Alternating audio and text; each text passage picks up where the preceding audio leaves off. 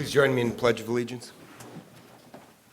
I pledge allegiance to the flag of the United States of America and to the republic for which it stands, one nation, under God, indivisible, with liberty and justice for all. Morning, Mr. Chair. Good morning, gentlemen. Good morning, everyone. I welcome everybody here on this October 18th for the meeting of the Morrison County Board of Commissioners. First, we'll try and approve the agenda here. Do we have any additions or deletions to the agenda? I'll make a motion to approve the agenda as presented. Second. We have a motion by Commissioner Wilson, a second by Commissioner Lemire to approve the agenda as printed. All those in favor signify by saying aye. Aye.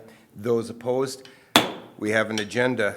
Gentlemen, we have the consent agenda that was sent to us. Is there anything that any commissioner would like to have pulled from the consent agenda for further discussion? Not I. I'll make a motion to approve the consent agenda as presented. We have a motion by Commissioner Wincher and a second by Commissioner Lemire to approve the consent agenda. Discussion. Seeing none, gentlemen, it's a roll call. Commissioner Wilson. Aye. Commissioner Lemire. Aye. Commissioner Wincher. Aye. Commissioner Jelinski. Aye. The chairman votes aye. All those voting in the affirmative. The consent agenda is passed. Gentlemen, next on the agenda, Sullivan Lake Improvement District. Welcome, gentlemen. Good morning. Good morning. Good morning, gentlemen. Gentlemen, I'll ask you to state your name for the tape this morning. My name is Dean Johnson. I am the treasurer for Sullivan Lake Improvement District. I'm Ken Jensen, and I am the assistant chair for our unit. Very good. Gentlemen, if you'd like to proceed. Well, we are asking not to change the special assessment for this coming year. We are sitting quite well with our finances, but we are a little concerned about upcoming how bad the recession, if the recession comes and how bad, and if that will affect our gambling proceeds that we receive. We would be in financial difficulties real soon. I think you guys have the 3-year budget there. Yep. And that's assuming no gambling funds comes into our checking account. Gentlemen, questions for these gentlemen? Commissioner Wincher. Thank you. It seems like you're getting all your invasive species under control this year, it looks like, based on this year. And you had, I can't find it, you voted to keep it the same, right? Right. That's correct. And do you have the numbers, what the vote was by any chance? On the board? Yeah, It was 4-1. okay. All right, well, good, I'd say, good job, keep it up. We had some elections this year also. Our chairman was reelected, Kurt Coker. Our co-chair, Steve Havelka, stepped away, and I took over. And then we had a new person take over his position, and that's Steve Hudek. He's also a full-time resident on the lake. So we're at full staff. Commissioner Jelinski. Mr. Chair, thank you. I understood 4-1 vote. I get that. At your annual meeting, is that when everyone votes, or is it just the board that votes 100% on your budget? How does that work? It's just our board. Okay.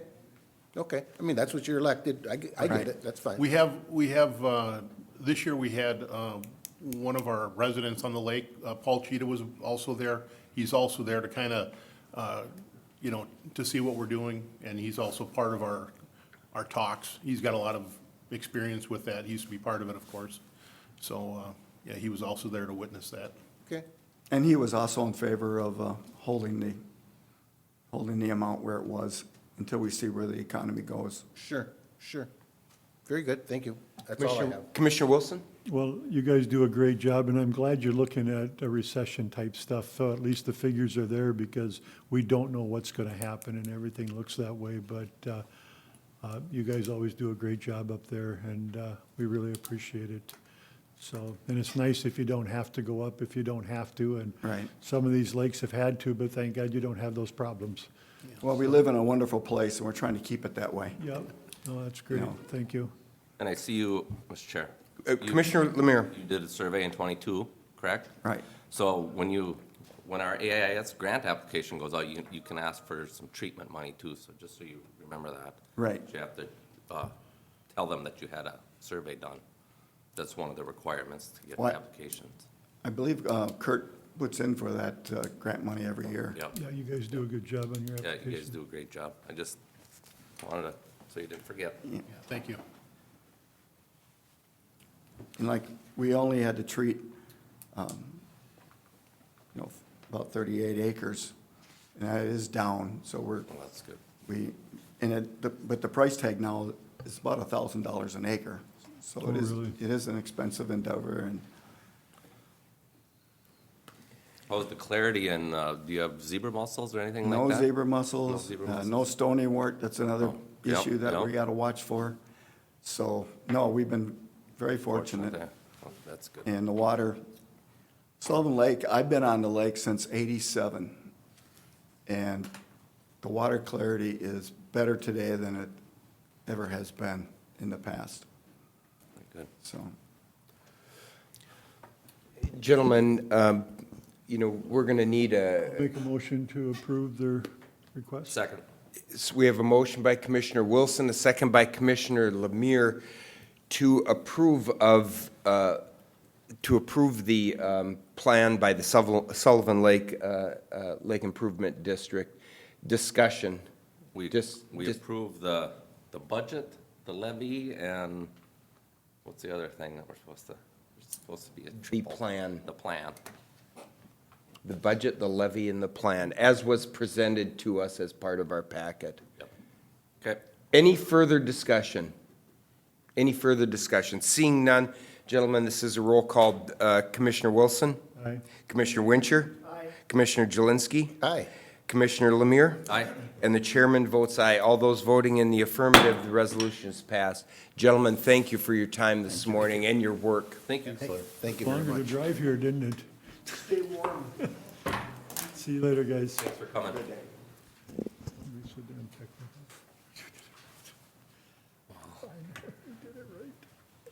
Good morning, Brad, Karen.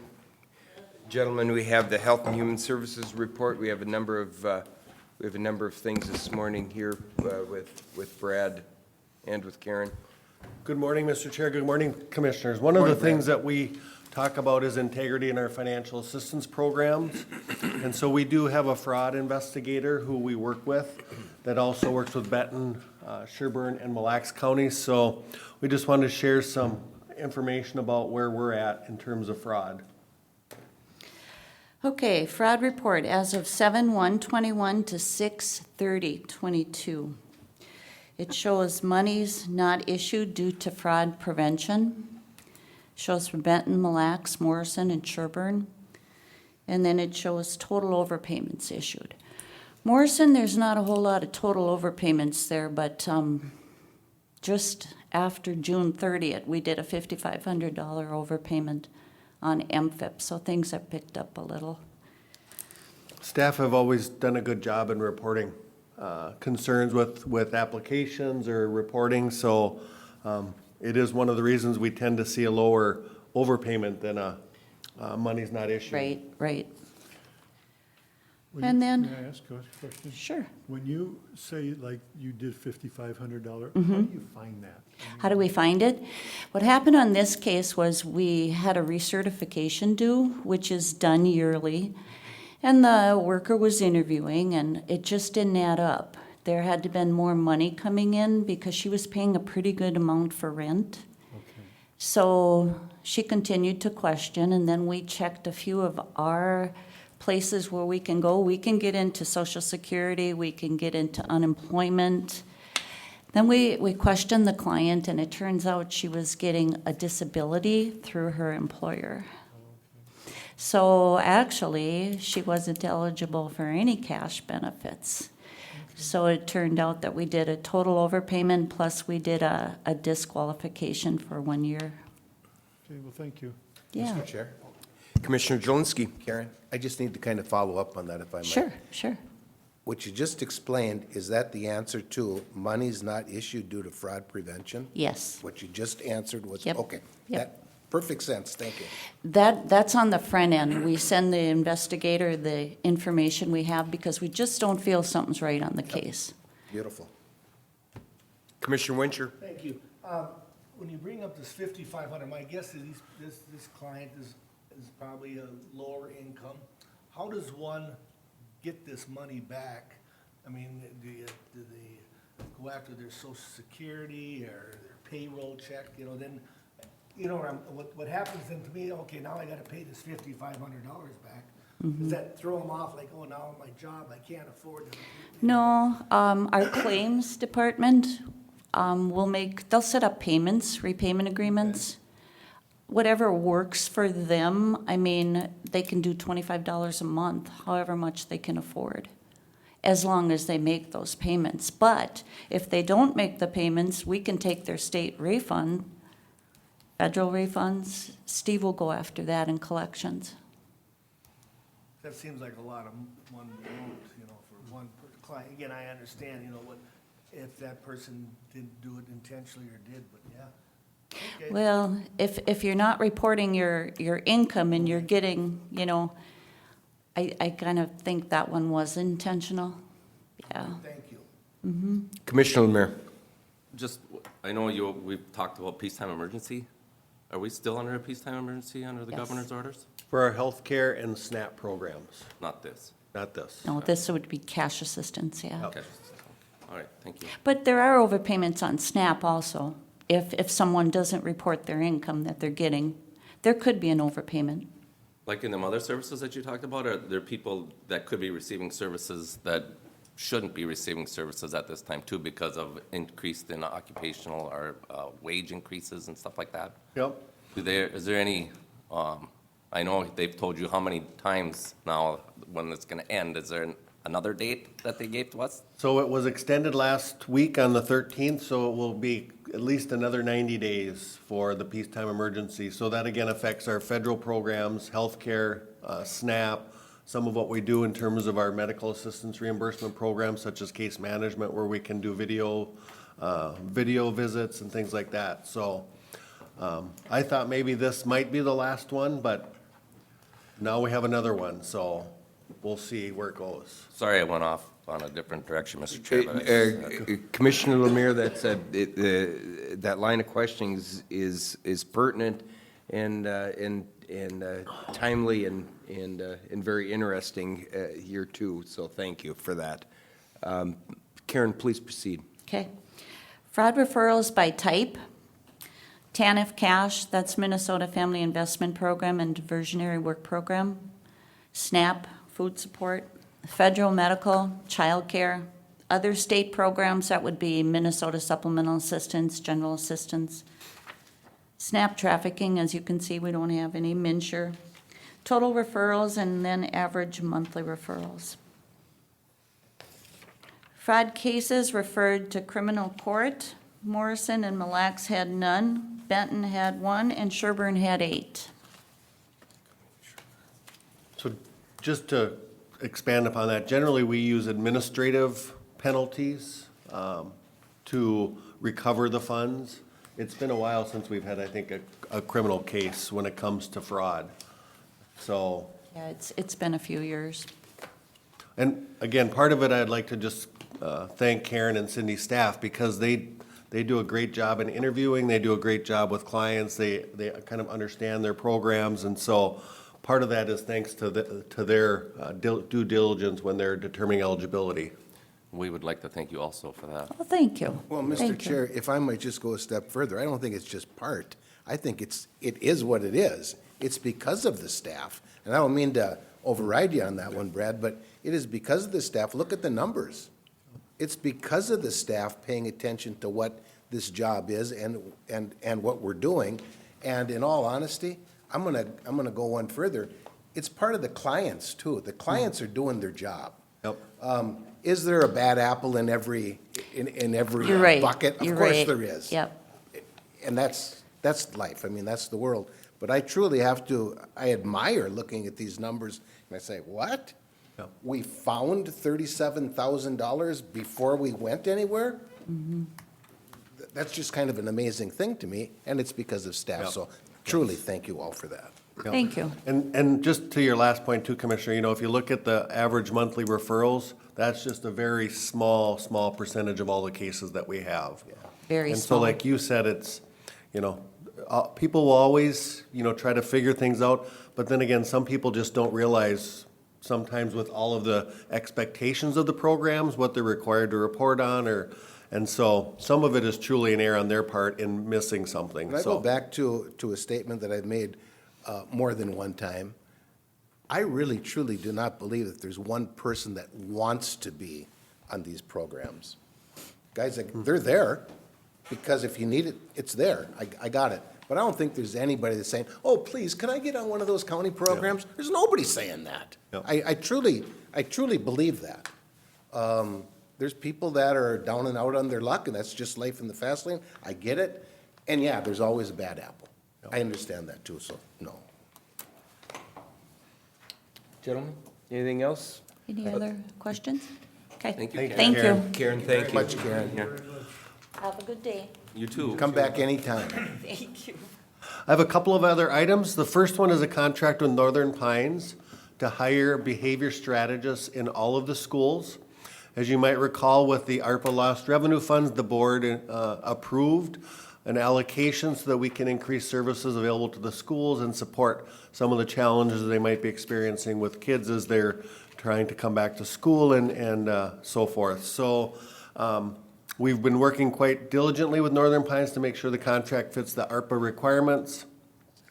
And so I now bring this forward for final approval, and they will only be reimbursed for times they have employees working. So we're paying them quarterly or monthly per staff that's employed. They currently have 3 staff that they've hired for this position. One is in Royalton, one is at Midstate, and I think the other's at Swanville, but I could be mixing it up with Upsala. So, and they're continuing to advertise. They're working with the schools on the postings. And so we're hoping that throughout the school year, we'll continue to add these positions. And we had a meeting last Wednesday with the superintendents in Midstate, and Midstate was there talking about how much of a benefit it's been to them having this person available for their kids. So would like to move this contract forward for approval. Mr. Chair, I'll make a motion to approve. Second? We have motion by Commissioner Lemire and a second by Commissioner Wilson to approve this contract with Northern Pines. Further discussion? I just want to say, I want to compliment Brad and his staff for coming forward with the plan. We always talk about assisting children with mental health issues, and we don't have the money to do it. Well, this is our opportunity to use some of our ARPA dollars, our lost revenue dollars, to assist the schools and assist the children, catching it early before it becomes a big complication on not just the family, but on society. I think this is going to be a great pilot program. Hopefully it works. Hopefully we'll be discussing it in 2 years, that how successful it was. Commissioner Wilson? Brad, and I think in our conversation, we were talking about what would we do in 2 years when this is over? And I think the comment was that you're hoping that there's enough benefit to this that maybe insurance companies will put money into this or other programs that we can maybe get rid of and put this in its place because of the advantage that it's got. Is that correct? Yes. And in the contract are benchmarks, so part of the work is going to be with each school, because the other benefit for the schools is they are tailoring it to their school environment, to their buildings, to their staff. So we're not expecting a one-size-fits-all for all of the school districts. So each school is going to work with the Northern Pines on some measures that they want to look at, whether it be discipline, absenteeism, depending on what they're looking for. So they would report on that. And then as we talked about when we were doing this program, our local collaborative group is going to continue to work with Northern Pines on some measures as well to determine effectiveness. So really do want to, and I think Northern Pines really wants to see this continue to move forward and see the benefits, and hopefully we will be back in 2 years saying this is the benefits, this is where we've saved money, and this is a true partnership. Good, thank you. Further discussion? Commissioner Wincher? Thank you. And again, I sit on the Northern Pines Board, and they are very supportive of it. Again, the hiring process takes time, you know, so again, sometimes it's a little bit more difficult in some areas, but, yeah, Northern Pines is really on board to make this a success, Yep. so. Any further discussion? Gentlemen, if not, I'd like to ask one question of Brad, if I can, or for clarification on this program. So we've specified a 2-year contract. So we're working under a 2-year window, and we have, at this point, hired 3 individuals. And we have established a budget of up to $500,000. So I looked also maybe to Administrator LeBlanc. In the event we hire no more, we are not successful in hiring any more professionals to serve in this position, and let's say we only expend 350 of the $500,000. I'm just pulling numbers. Will that money go back into lost revenue or be available in lost revenue? Anything that is not expended in these 2 years? Mr. Chair, I'll take a chance to answer that, and Brad can correct me if he sees different, but the contract will be attempted to be fulfilled. And if the contract is not fulfilled, then the topic will come back to the board. And if the board so chooses to reinvest that money into a similar program, then it'll be readdressed in the contract for mental health. Ultimately, if it's unsuccessful, the answer to your question is yes, that money would not be expended, and it would come back into the lost revenue account to be reallocated or reinvested into the community as the county sees fit. The thing that I will always keep an eye on for the board is the timeline associated with it. Because this is a 2-year contract, we'll keep a watchful eye on over it in the next year, because we need to have the monies committed by December 31st of 2024. So I wouldn't advise the board waits until June 30th of 2024 before we know the answer to your question, but that we consider it, we'll say about a year from now, so then we can bring up other options then to commit that money by December 31st of 2024 as required, and then expended by December 31st of 2026. So I think it's like a 3-part piece, but that's the process and that I would recommend the board consider. Brad? Yeah, just one additional piece, and that is, we could extend the contract to December. So let's say they only spend half of the money between now and December 24th, or December 2024, and it's going well, we're just not getting the staff. We could contract out to December 2026, because then technically it's encumbered to be expended by 2026. So we can either extend this contract if we're not spending it, or we could pull it back because we're all feeling like we don't have the staff, it's not as successful as we'd hoped. And Commissioner, we would then bring that back to the board. Ultimately, you'll know by next summer or a year and a half, how well it's going, and whether or not we're gonna continue, we're spending it all, or we need to extend the contract, so. Thank you, Brad. And so I think it's fair to say then that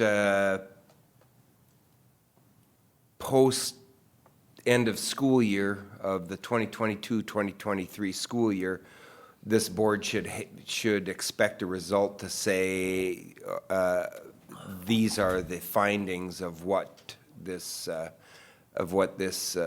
project was set out to do, and what we feel we've accomplished or not accomplished at that time. I'm not sure if it'll be quite that soon. For sure, next summer we'll give you the board information on how it's going. But we do have 2 full school years to try to determine the effectiveness of this program. And if, depending upon how many staff we have and in how many schools, is it going to be a good benchmark at the end of one school year? I'm not sure it'll be necessarily a good benchmark at the end of one school year. Okay. Okay. Further Commissioner Wilson. Brett, I appreciate the fact that you said each school is tailoring this for their own use, because most programs, this is the way it is. And there are different issues possibly in different schools, and I'm glad that they're being able to tailor it to each one. Yeah, and again, that's kudos to Northern Pines and their work with the administrative teams in each building. Gentlemen, we have a motion and a second on the table. Any further discussion? Seeing none, gentlemen, this will be a roll call. Commissioner Wincher. Aye. Commissioner Wilson. Aye. Commissioner Jelinski. Aye. Commissioner Lemire. Aye.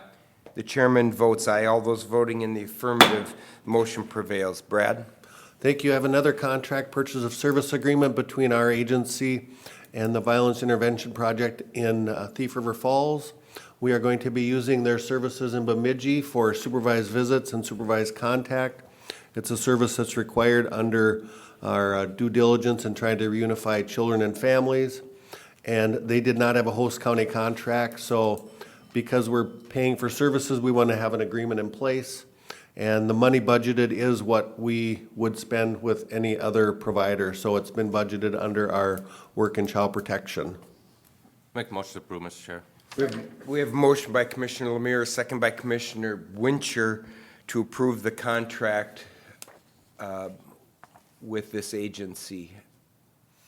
Further discussion? Mr. Chair? Commissioner Jelinski. Brad, explain to me, what are we talking about here?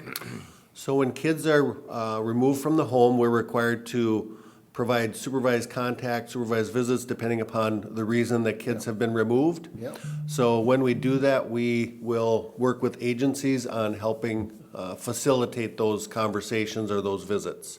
And so this is an agency that can help facilitate those visits and contact. And this is just an agency. Bemidji's got nothing to do with it. Correct. They're out of Bemidji, but it's gotcha. Yep. Sorry. Totally understood. Thank you, Mr. Chair. Further discussion? Further discussion? Seeing none. Gentlemen, this is a roll call. Commissioner Jelinski. Aye. Commissioner Wincher. Aye. Commissioner Lemire. Aye. Commissioner Wilson. Aye. The chairman votes aye. All those voting in the affirmative, motion prevails.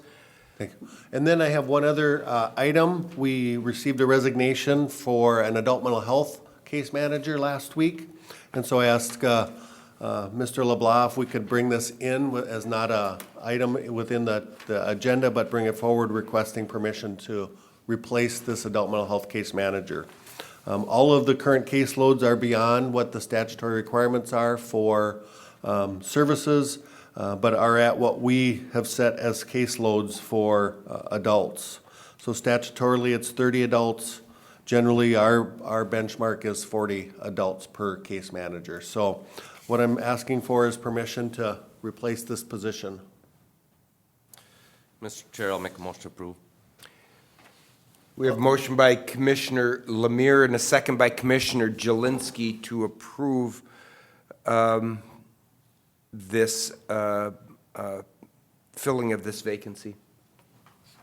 Discussion, Commissioner Lemire, or excuse me, Commissioner Wincher. Thank you.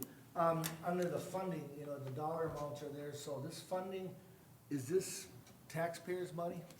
It is federal and, well, all of it is taxpayer Well, I money. understand. So, but ultimately, it's getting paid for mostly through health plans and/or targeted case management. So health plans are required to provide adult mental health case management to individuals who they are serving. So it's between health plans and targeted case management. So federal dollars, health plan dollars, which are reimbursed by the state. Thank you. Commissioner Lemire? With this vacancy rehire, is our caseload still going to be at 40 then with the rehire? Yep. Okay. Further discussion? Further discussion? Seeing none, all those in favor signify by saying aye. Aye. Those opposed, motion prevails. Brad, That's all I have this morning. have a great day. See you, Brad. Thank you, Brad.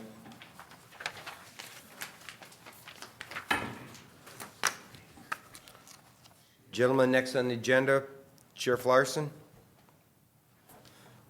Good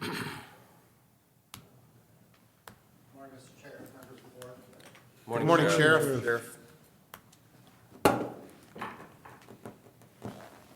So it looks like we have a resolution, so I'll bring that up first. It's just it's a resolution authorizing Morrison County to be a fiscal agent for traffic safety projects like this one in question, which is TZD Towards Zero Deaths.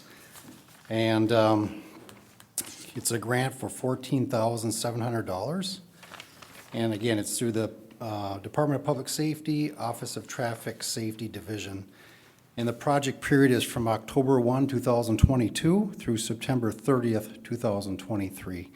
So I just need the resolution authorizing the execution of the agreement and then this signed by the board chair. Mr. Chair, I'll move on that. Second. We have a motion by Commissioner Jelinski, a second by Commissioner Wincher to approve of the resolution for TZD.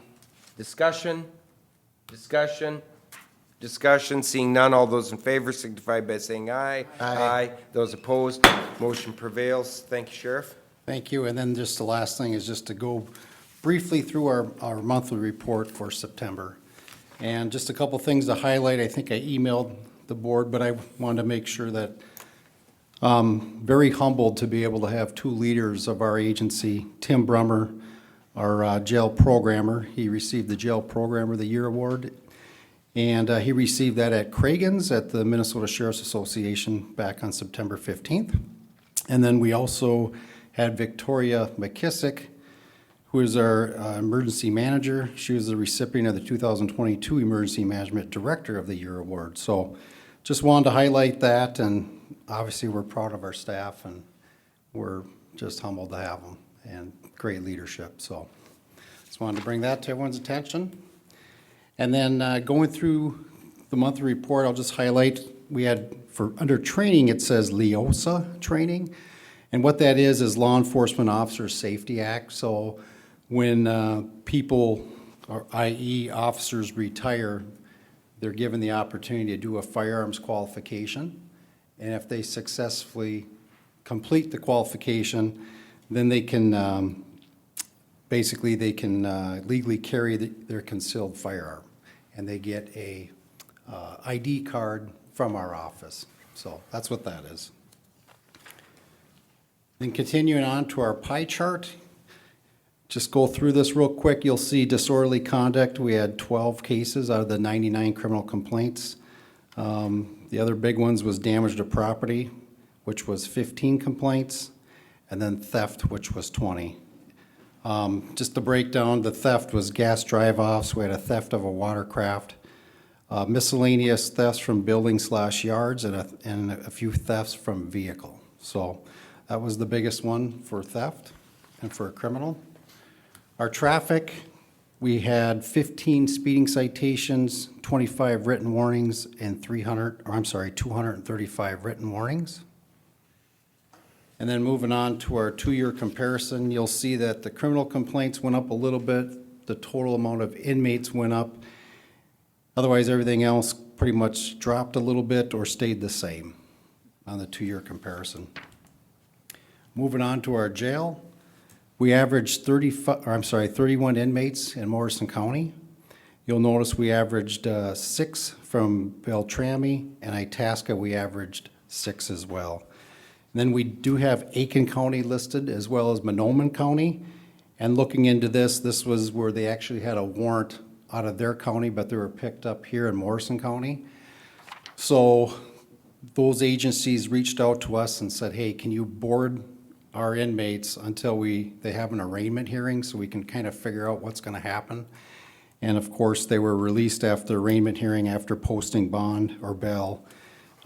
So they did pay us for the services for the amount of time they were here, if that makes sense. And then just to highlight the next page, our out-of-county inmates, we've been doing good just because Beltrami and Itasca County, they're in the stages of building a jail. They're not interested in a contract yet, but they're still giving us inmates, which is great.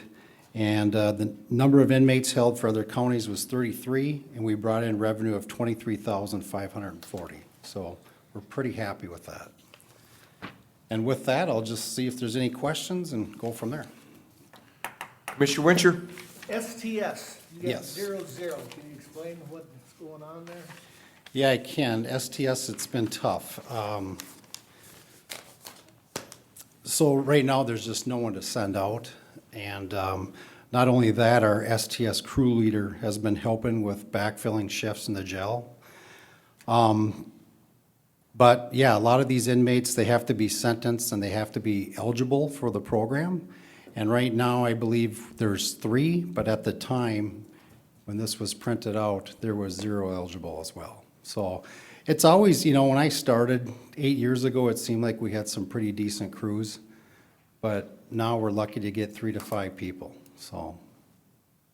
But yeah, it's, I just checked before I came down and we do have 3, but during the month of September, there was 0. Thank you. Yep. Commissioner Wilson? Sean, have we been getting a few more break-ins and stuff like storage sheds and things like that lately, or is it, and what can people do to be aware of whatever's happening? Yeah, I think the biggest thing is continue calling suspicious activity, putting up some type of surveillance system. As far as storage break-ins, I know in the month of September, I think it was listed under, let me look real quick here. Yeah, it was listed under damage to property. We had 15, and a lot of those were just locks on storage units that were cut.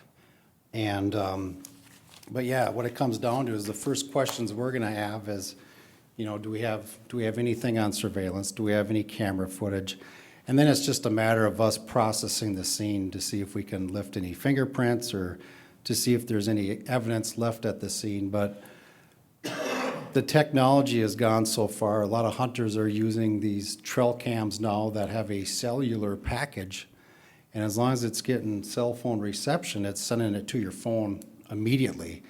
And a lot of these cases we're solving because of that technology. So, and then there's a lot where there's no camera footage, so it's just a matter of trying to figure out what we can process at the scene. So the best advice we have is call in suspicious activity immediately.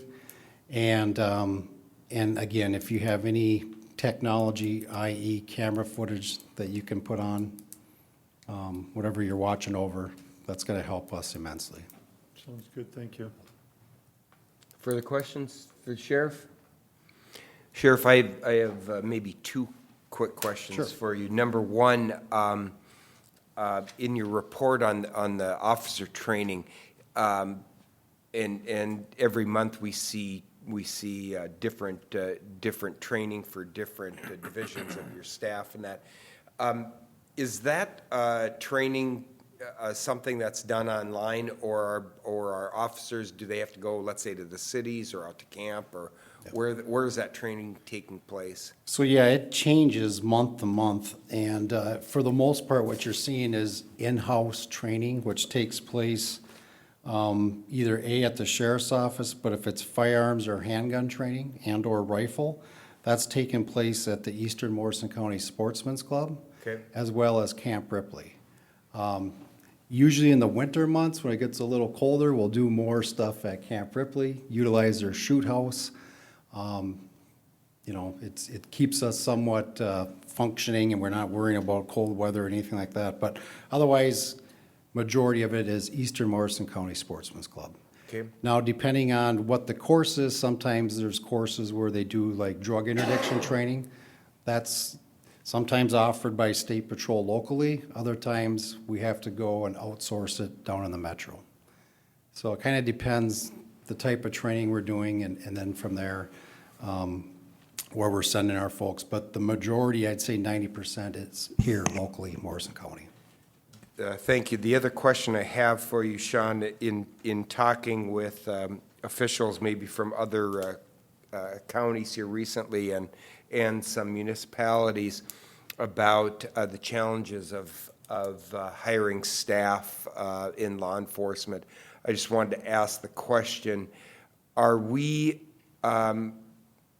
at 100% here now in the county, or are we still seeking to hire and fill open positions with, whether it's within the sheriff's office or the jail? So the jail is still, they're still down one position, I believe, and then there's some part-time positions they're still trying to fill. But that's coming along. As far as the sheriff's office, we had a three-quarter time deputy benefited position, but I believe that closed. And I want to say we had 3 applicants now per, up to date. So, yeah, it's tough. There's a shortage, but that's not just here locally, that's statewide and nationwide, unfortunately. But we're still pretty lucky to be where we're at, because we're seeking good candidates and we're happy. So, but yeah, it's nothing like, when I started as a sheriff, we had multiple applicants to choose from, and it seemed like we spent more time trying to figure out, okay, who are we actually gonna interview out of these 40-plus applicants? Where now it's, just to get a handful, it seems like it's a struggle, so. Okay, very good. Anything else for the sheriff, gentlemen? Thank you. Sean, thank you. Thank you. Thanks for having me. Sheriff, thank you. Thank you. Gentlemen, next on the agenda is Public Works. Mr. Hennon is with us. And a good morning, Tony. Good morning, Mr. Chair. Good morning. This is going a lot quicker than I anticipated. Do you want to do that report, or we can wait until November? We'll wait. Tony, good morning. Good morning. So this morning I have 3 items for you. And the first 2 are in regards to our Public Works fire building replacement. As previously instructed and discussed with the board, we're looking to move forward with that replacement of the building. So we've reached out to some different professional engineering services and construction management services, and you're seeing the agreements here in front of you. Our first one is an agreement with Widseth. Widseth is out of Baxter and Alexandria. They have a lot of experience with public works buildings, design, architecture, and engineering behind them. They actually acquired the company that designed and built our existing building that we'll be adding on to, or we're anticipating adding on to. Their services and their fees come in line with the estimate that was provided originally from Contegrity that we were kind of working off of. And I'd recommend moving forward with that. So I'm asking permission for the board to authorize the Public Works Director to enter into agreement with Widseth for their professional services for the building replacement. So moved. We have a motion by Commissioner Jelinski, Second. second by Commissioner Wincher, to authorize the county engineer to enter into agreement with Widseth on this project. Discussion. Commissioner Wincher. Thank you. Again, taking your leadership on this one, I agree with this company, but do you put this out for bids, or how does this process work, or you go by recommendations? So with professional services, we have a couple options. We can go out for bids or request for proposals, or we can use companies that we're comfortable with. With Widseth being a consultant that actually acquired the company that designed our building, that they have intimate knowledge of our facility, and that'll help considerably in constructing or adding on to our current. We also have a long-standing relationship. We use Widseth a lot with our engineering division. They help a lot with our structures and hydraulic analysis. We're very comfortable working with them professionally. And we talked a little bit with the architect that gave you a proposal for your historic courthouse building. They do have a little bit of background on it, but with Widseth ultimately having the design experience with that facility, we're recommending them as the consultant. Thank you. Further discussion, Commissioner Wilson. Tony, is Widseth, is that the same company that was Widseth, Smith, and Nolte? Yes, sir. It's the same one? Yes, I believe some of the partners Okay.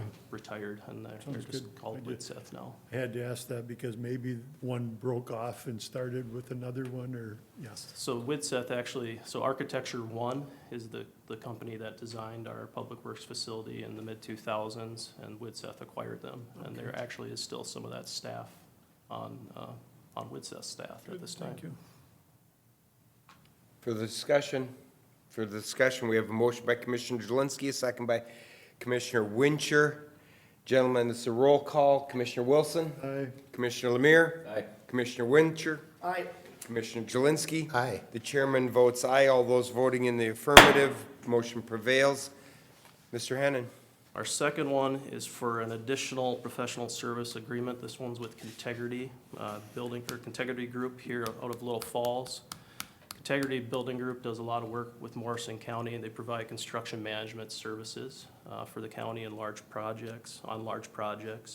The county has worked with them in the past, and for this facility or for this building, they'll be handling all the construction management services, including site supervision.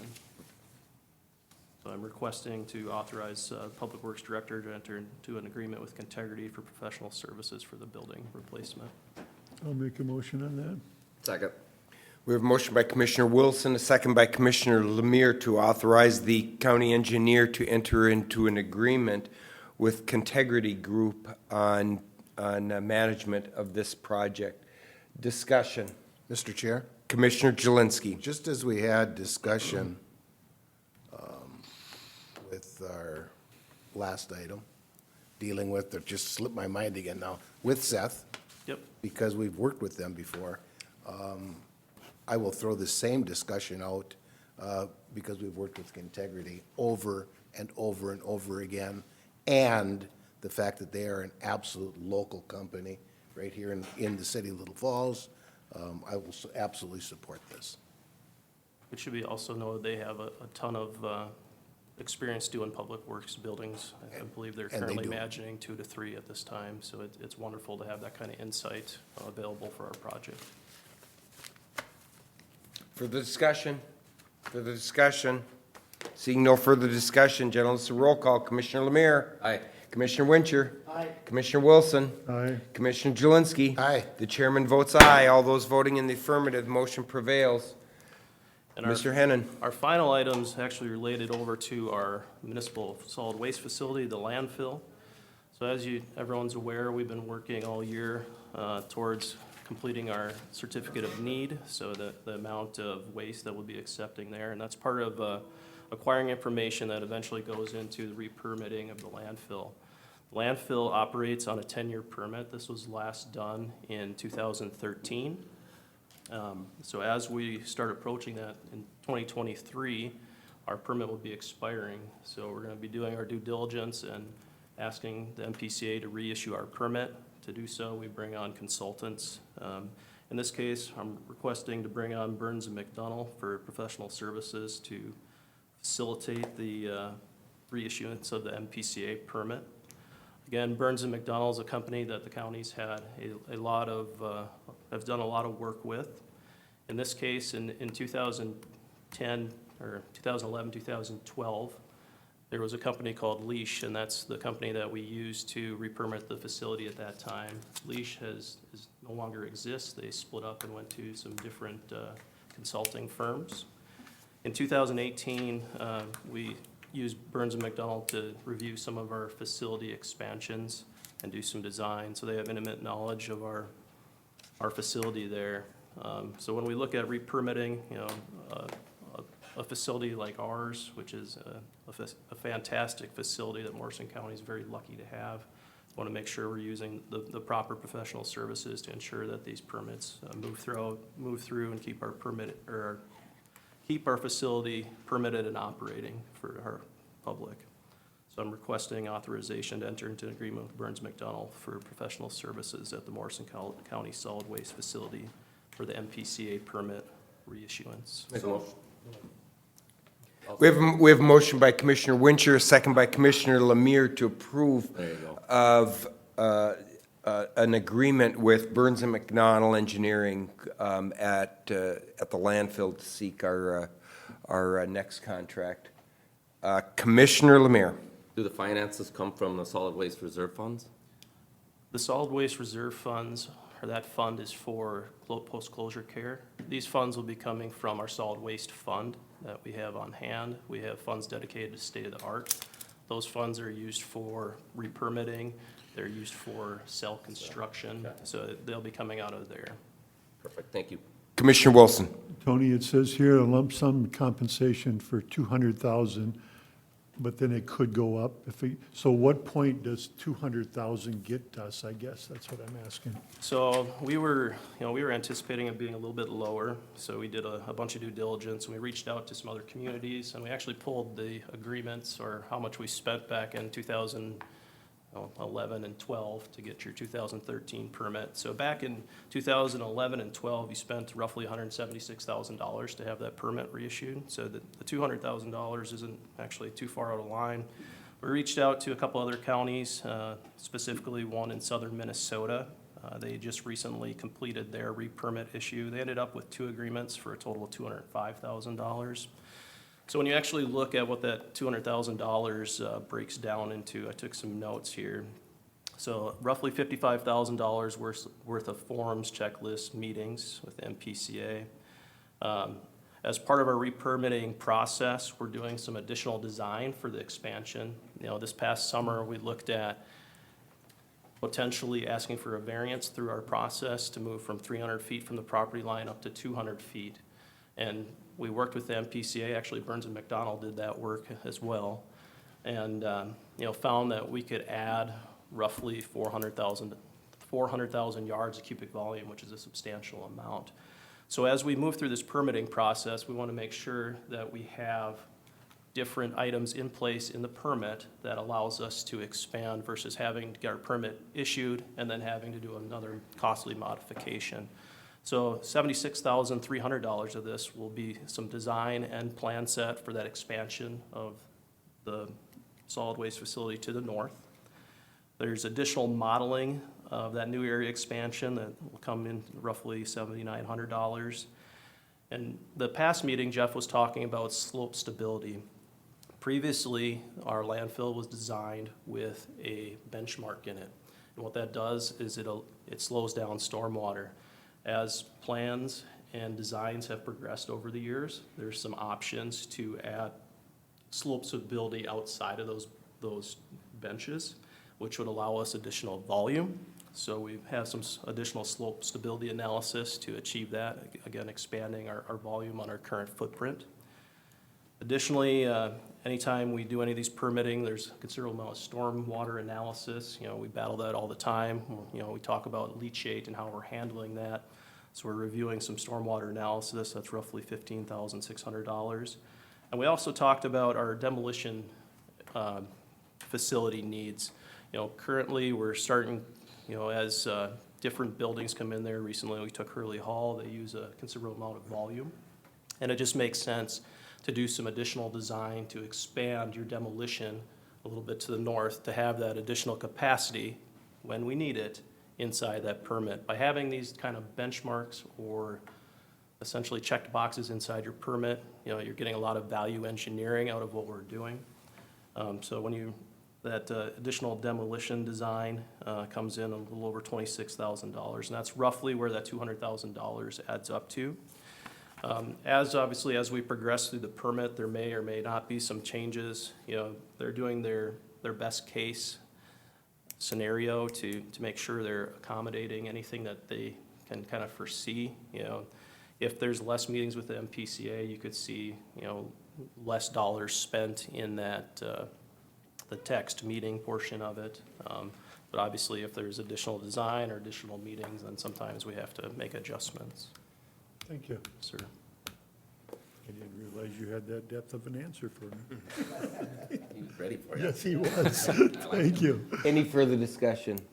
Any further discussion? Seeing none, gentlemen, we have motion by Commissioner Wincher, second by Commissioner Lemire to approve of entering into this agreement with Burns and McDonnell.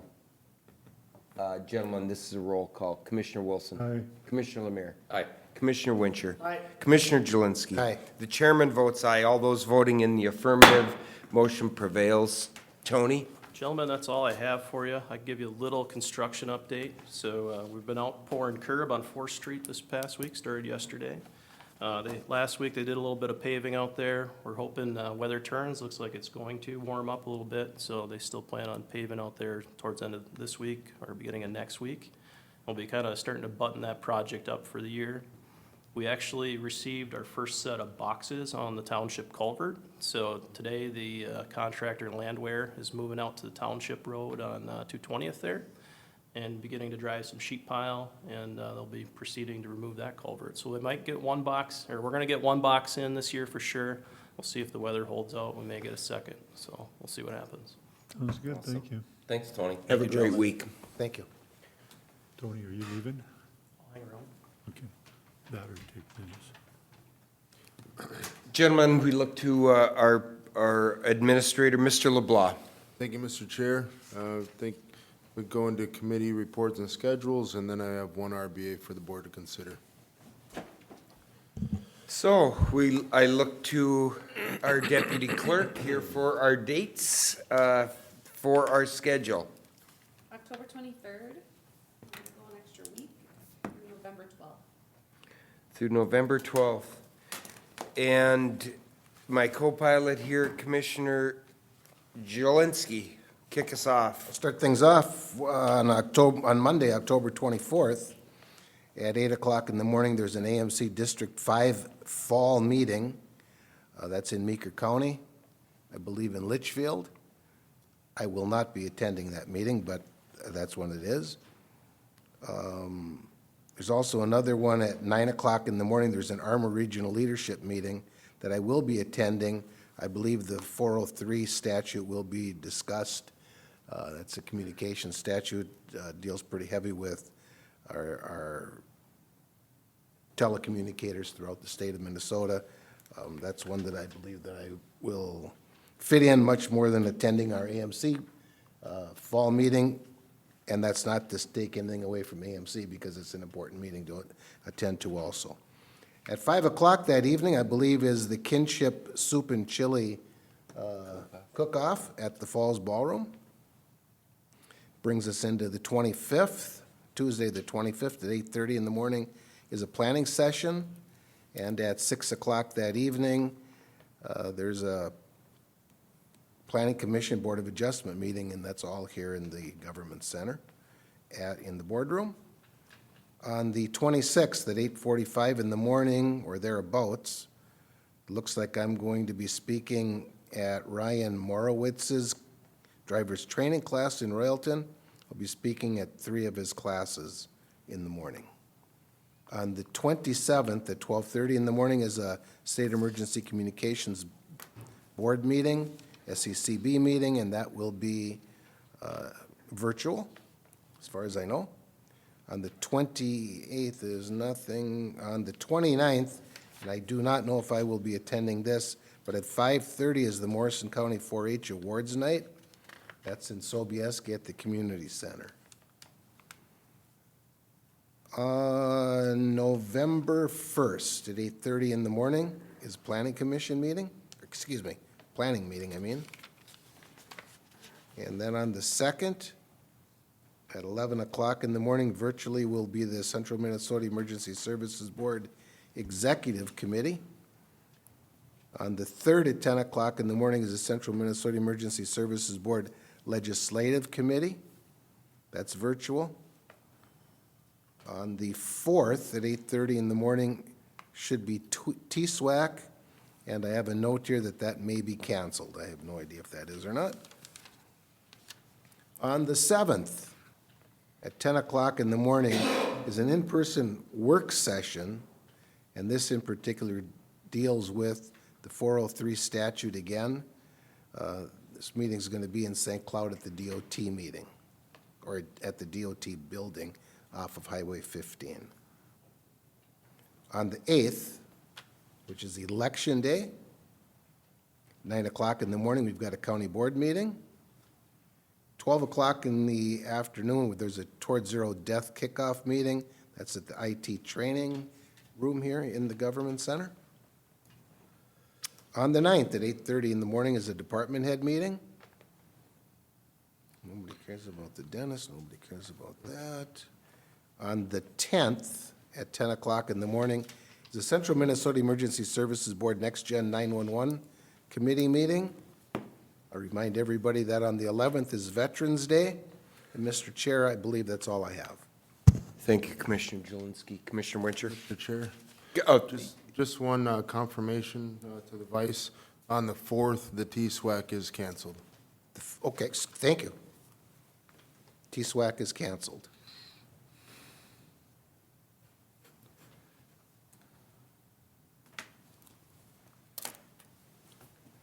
Commissioner Wincher. All right, on the 24th, we have an extension meeting here at the courthouse at 5:30, and that's an extension. On the 25th, I don't know if Commissioner Jelinski, there's an end-of-season cookout from 11:30 to 1 on the 25th here at the courthouse. On the 27th, I have a TCC at 5:30 here in St. Cloud. On the 28th, I have Soil and Water at 8 o'clock, and that's at the Soil and Water. And moving forward, going back, did you say we have a Board of Adjustments on the 25th? I think we do we not? Yes. Yeah. BOAPC. Okay, and then, let's see here, you covered me on the first, we go through 12th, T-SWAC is canceled. And you got me covered for the rest of them. Commissioner Lemire? Just have one, Mr. Chair, 26th, HRA, 9 o'clock at HRA. On November 3rd, I've got CMCOA, that's Council of Aging, in St. Cloud at 10 o'clock. Otherwise, you got me covered. The only thing I can add is on Thursday, the 27th, Region 5, meeting at 6 and at 6:30. We have, at 6, we have the Economic Development Commission meeting with the NCEDA and the full board, and then the commission meeting is at 6:30. I have one question for Commissioner Jelinski too. The 4-H Awards Banquet, you said on the 29th. Mm-hmm. At what time? 5:30. 5:30 I PM. think that's supposed to be RSVP'd to, what's her name? Miss Gloria or Becky Moe? Becky, I think. So be it. Okay, and I'm sure we'll probably, I haven't, so I don't know that I'm going. and that's at the community center at CBS? Yep, center of the universe. And I'm sure Commissioner Wincher and I will talk about that at Extension on Monday. Thank you for that, Commissioner Jelinski. Gentlemen, seeing no other information with our committee meetings or schedules. Anything else, gentlemen, you'd like to comment on? Otherwise, I would entertain a motion to go into exec session. Close executive meeting. Or I'll make a motion to go to a closed session to speak about labor negotiations, Mr. Chair. Mr. Chair, if I may. Mr. LeBlanc. I'm going to ask that the RBA be amended as presented today to strike going into a closed session today, October 18th, but to keep the planning session, to go into a closed session following the planning session on October 25th. So I have no update to provide the board today, so I'd like to amend this RBA as written, which would allow us to go into closed session in accordance with State Section 13D03, Subdivision 1 Bravo, to discuss labor negotiations following planning session October 25th, 2022. I will make that motion, Mr. Chair. Is there a second? Second by Commissioner Wilson. Discussion. Seeing none. All those in favor signify by saying aye. Aye. Those opposed, motion prevailed. Do we have any other business yet this morning? I do not, Mr. Chair. Gentlemen? Nope. Gentlemen, our monthly, or our board meeting here will be adjourned at 10:06 a.m. We are adjourned. Good job, Mr. Chair.